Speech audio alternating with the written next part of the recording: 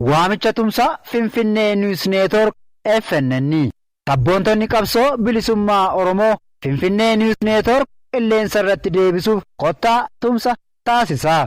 Guyyaan gurraandhala 5 bara 2022 sa'a 11 AM Pacific 2 PM EST 8 PM Oslo 6 AM Melbourne. Zoom meeting ID 881 0972 56 passcode 46 52 karaa ittiin gargaartan http://fnnmedia.org/donate/ Finfinnee News Network sagalee qabsoo bilisummaa Oromoo waan ta'eef uummanni Oromoo waamicha kana dhageessan akka irraa qooda fudhatan waamicha dhiyeessinaa. Qoree qindeessituu waamicha tumsaa Finfinnee News Network irraa.